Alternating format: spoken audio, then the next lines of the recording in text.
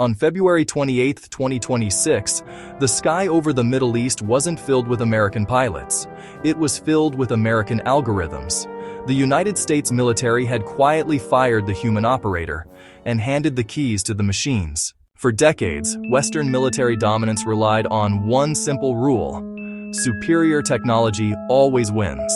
But a terrifying new math has broken that rule. It's called the Interceptor Trap. When you are forced to fire a $4 million missile to shoot down a $35,000 drone, you don't just lose the battle, you bankrupt your entire military infrastructure. The Pentagon realized they had a fatal vulnerability. Humans are simply too expensive, too fragile, and far too slow. To solve this, the Defense Advanced Research Projects Agency, DARPA, initiated a highly classified project known as ALIAS. They didn't just want a better autopilot, they wanted an artificial brain.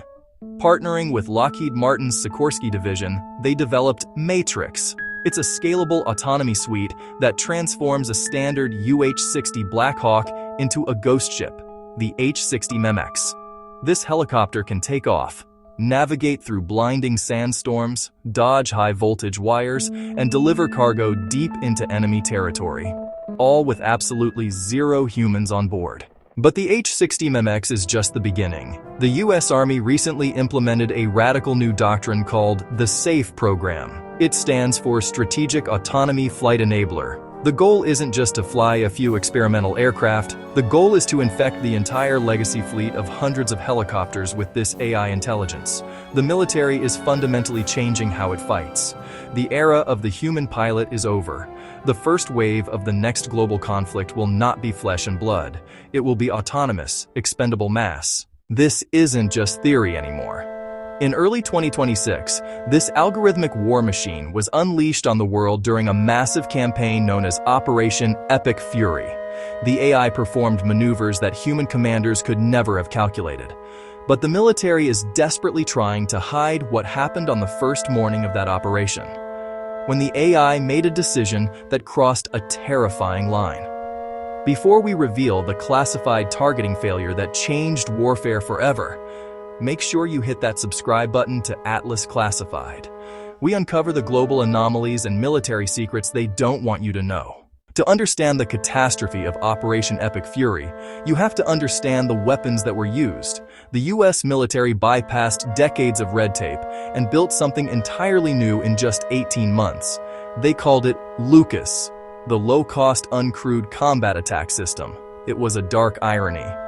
The Pentagon had reverse-engineered the enemy's own cheap suicide drones, creating an American version that cost just $35,000 apiece. By removing the pilot, they removed the fear of casualties. They could launch hundreds of these drones simultaneously, overwhelming enemy radar in an unbreakable web of algorithmic precision. But launching a swarm is easy. Telling it exactly who to kill is the hard part.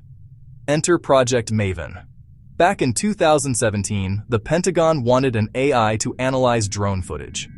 It was so controversial that thousands of Silicon Valley engineers staged a massive walkout. But the military didn't stop.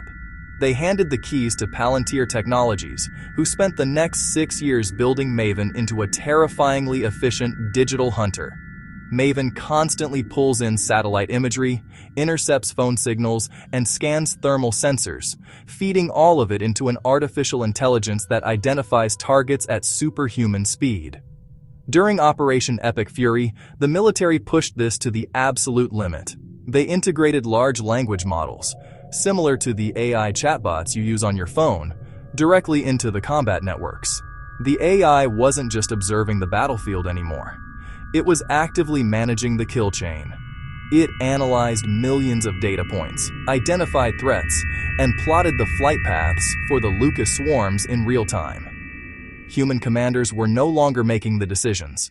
They were simply watching the AI do its work. The speed of war had officially surpassed human comprehension. Military strategists call this threshold the Battlefield Singularity. It is the moment when the pace of combat action is just too fast for humans to respond. In 1983, a Soviet officer named Stanislav Petrov saw a computer warning that American nuclear missiles had been launched. Protocol demanded he fire back immediately, but Petrov had a gut feeling the machine was wrong. He disobeyed orders, and he saved the world.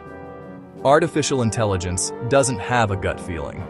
It doesn't hesitate, and it certainly doesn't understand context. On the morning of February 28th, the Maven AI system scanned a compound in the southern town of Manab. It cross-referenced the coordinates with a military database, which listed the building as an enemy naval facility. The AI rapidly calculated the strike vectors, assigned the autonomous munitions, and executed the mission flawlessly. The building was destroyed exactly as the algorithm intended. There was only one problem. The database was outdated. The building had recently been separated from the military compound. It had been converted into a primary school. The AI, possessing zero human intuition and incapable of discerning the ground-level context that a human pilot might have noticed, authorized the strike anyway. Over 170 people lost their lives. The machine did not malfunction. It performed its code perfectly. It simply lacked the humanity required to fight a moral war. The tragedy proved exactly why human oversight is critical, but the Pandora's box has already been opened. In Europe, a massive €150 billion fund called the S.A.F.E program is right now accelerating the production of advanced drone swarms across the continent. The economics of war have changed forever. The U.S. Army fired the human pilot because machines are cheaper, faster, and utterly fearless. The first wave of the next war has already been built, and next time, they won't be waiting for our permission to fire. If you want to know what the military is doing with AI in the deep ocean, click the video on your screen right now. Stay vigilant, Atlas.